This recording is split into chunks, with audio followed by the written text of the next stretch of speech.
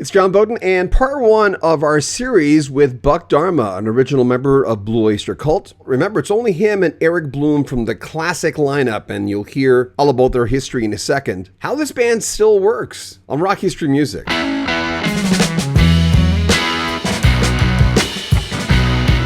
Blue Oyster Cult, a pioneering American rock band, was formed in 1967 in Stony Brook, New York. Their initial name was Soft White Underbelly, and their classic lineup included Donald Buck Dharma Rozier on lead guitar and vocals, Albert Bouchard on drums and vocals, Alan Lanier on keyboards and rhythm guitar, Eric Bloom on lead vocals and guitar, and Joe Bouchard was the bass player and a vocalist. Their lineup included so many genre bends: heavy metal, psychedelic, progressive rock, and in the beginning garnered a real good cult following in the New York area.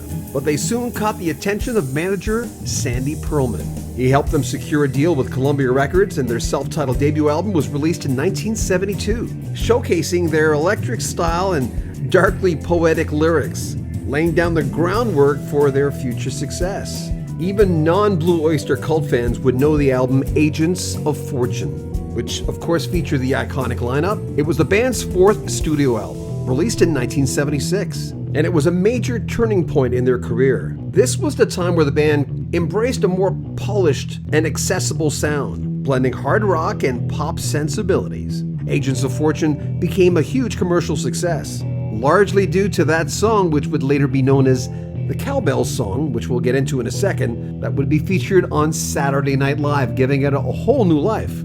Don't Fear the Reaper. Written by Buck Dharma, the song has a haunting melody and existential lyrics.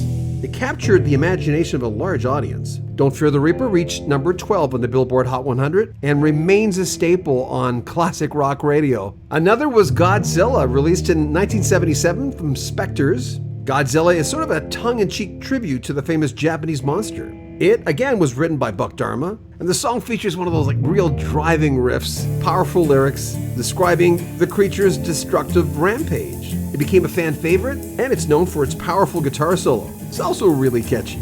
Burnin' For You from 1981 and Fire of Unknown Origin, another huge song for the band. It was co-written by Buck Dharma and Richard Meltzer. And this song is what this band does really well when they want to get a bit more commercial, giving it a melodic rock approach and introspective lyrics.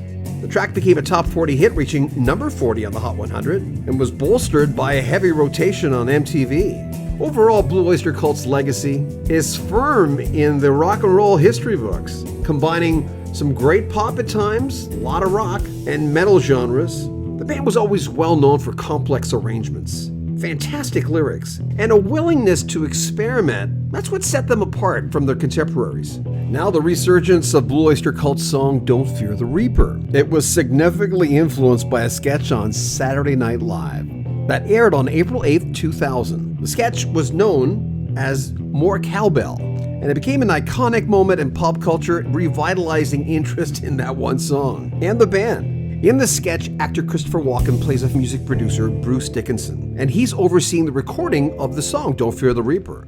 Will Ferrell portrays Gene Frankel, a fictional cowbell player who's very enthusiastic about playing excessive cowbell, which becomes the focal point of the whole skit. Now, despite the band's attempts to focus on the overall recording of the song, Walken's character insists that the track needs more cowbell. Walken delivers that now iconic famous line, "Guess what?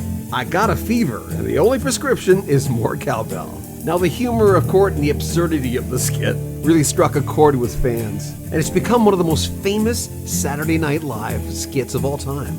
And that's when Don't Fear the Reaper had a resurgence. People wanted to hear it. And now it's ingrained in pop culture for a whole other reason. Long-term relationships, well, let's segue to that. You and Eric Bloom, it didn't have to work.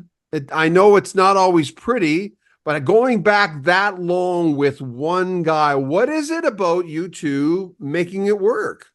I think we've just got a real practical, cordial relationship, and we work together fairly easily, and it's never really been contentious. So it's I don't even think about it. I don't think he does either. You know, when I talked to Pete Agnew of Nazareth, I said, Pete, is it still Nazareth? He says, well, it is. If fans are coming, it's still Nazareth or the Right. incarnation of Nazareth. How do you look at all that stuff? Well, I guess if it's still Pete, it's still Nazareth. We've been friends with Nazareth for a long time, and we've had just wonderful times over the years. Came up with the name Ghost Stories. I did actually. We were casting around for a title, and I threw that out there.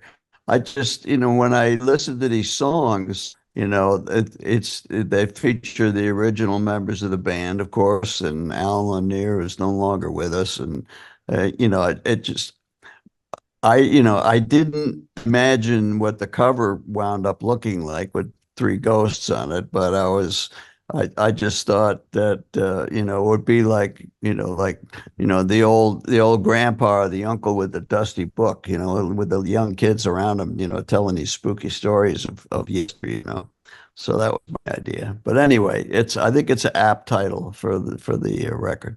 Kick Out the Jams. Um, that is like the song that everyone knows, but it's close to your guys' heart, of course. Yeah, we admired the MC5 at the time, and to have that song come out now, I think is just I'm quite proud of it. It sounds great to me. I think it does the band and their memory proud, and to people that haven't heard it or even be up on the MC5, that's here, listen to this, fellas, fellas and gals, check this out. We got to get out of this place. Barry Mann, Cynthia Wilde, but of course, the Animals. Tell me about. Did you guys do that in clubs? Yes, we did play that in clubs. Yep. And we would play it. We'd play it as Blue Oyster Cult once in a while, and if we had the situation, especially when we would do a club gig or something like that, we would do that. But yeah, I mean, it's an affection, it is. The the Animals when they came out at the time, was right about the time that Blue Oyster Cult was forming, and I know Eric has met Eric Burden, and had some conversation with him, and again, it's just we did we it was lucky that we recorded it, put it that way. Of the reasons I love Blue Oyster Cult. I liked variety. I like the fact that everyone sang. I mean, some people sang more than others. You came up with some big ones in that band, but that was as a real music fan. When you came up with an album, I'd be the guy looking in the back going, wow, this is cool. Who sings what? What's going on? Was that always a conscious thing, or was that just all the creativity coming out of the guys? Yeah, well, I think we modeled ourselves on the Beatles, who all sang, at least George and Paul and John, and so we didn't think it was weird that we more than one of us sang. It made it hard to market the band, I think, for the record companies, and you could see how bands that just have a very defined roles of the members, is it's easier to get a grip on and a consistency. But anyway, you're stuck with Blue Oyster Cult and what they did. That's just the way we did it. And yeah, and also as far as the variety goes, yeah, we didn't want to bore ourselves, and everybody had a different sensibility for writing and singing. So we're always a cooperative in that regard. We'll have more from Buck Dharma coming up in the next few days. Make sure you comment on our videos, subscribe to our channel, and share our videos. If you want to help out Rock History Music, there's a link at the very top where you can make a donation or join our Patreon. But subscribe to our channel and like the videos. Share them on social media. We'd appreciate that. I'm John Bowden. This is Rock History Music.